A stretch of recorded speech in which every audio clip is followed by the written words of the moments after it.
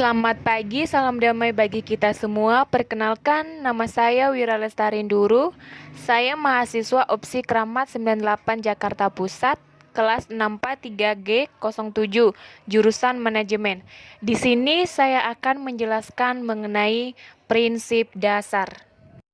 Di dalam prinsip dasar, di sini ada beberapa yang saya jelaskan, yaitu konsep dan pengertian risiko, ketidakpastian, macam-macam risiko, upaya penanggulangan risiko, manajemen risiko, sumbangan manajemen risiko keluarga dan masyarakat, nilai ekonomi dan penanggulangan risiko, manajemen risiko dan asuransi, dan terakhir kerjasama dengan departemen lain.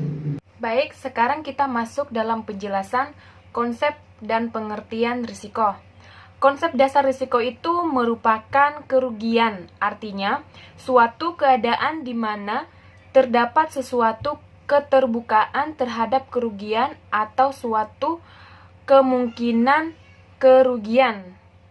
Nah, konsep dasar itu ada beberapa bagiannya, yaitu 1.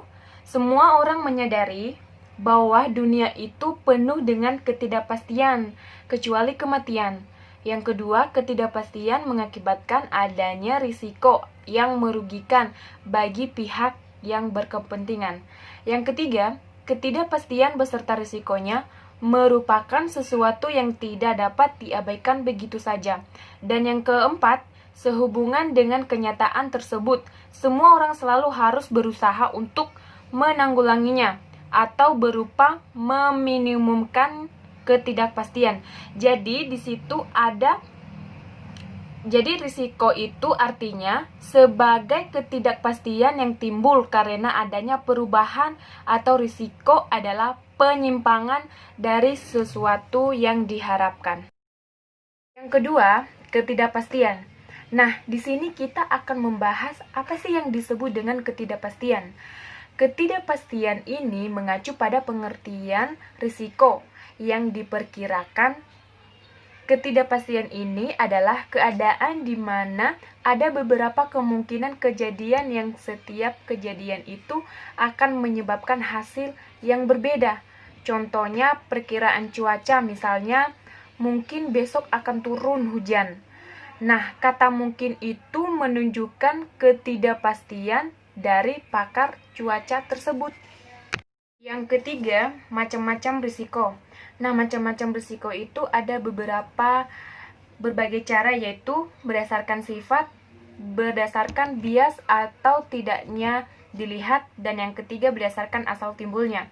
Berdasarkan sifat itu misalnya risiko spekulatif, yaitu risiko yang sengaja diadakan agar meraih keuntungan.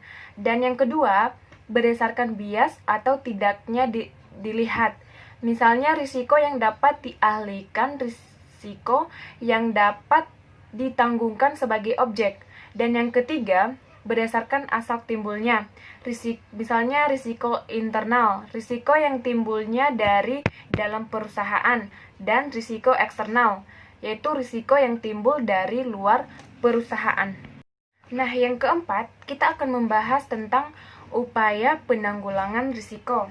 Nah, ada beberapa cara yang dapat dilakukan perusahaan untuk meminimumkan risiko kerugian, antara lain melakukan pencegahan dan pengurangan terhadap kemungkinan terjadinya peristiwa yang menimbulkan kerugian.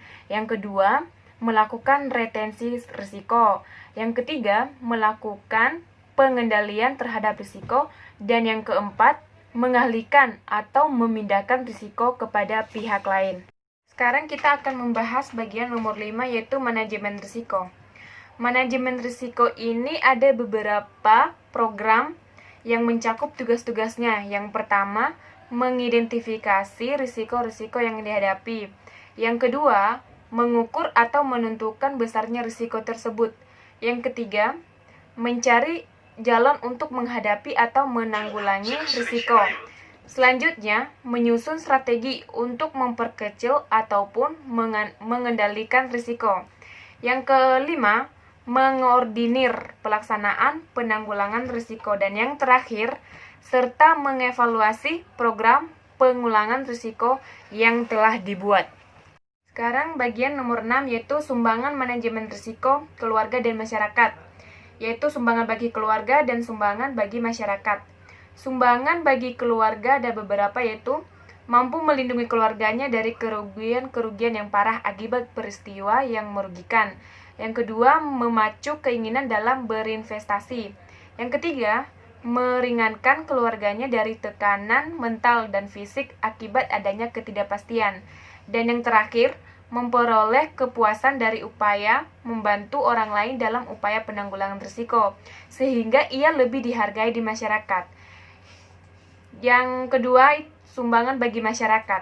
Sumbangan bagi masyarakat itu yaitu penanggulangan yang baik terhadap kemungkinan terjadinya pemogokan buruh, akan menghindarkan masyarakat di sekitar perusahaan dari huru-hara akibat dari pemogokan.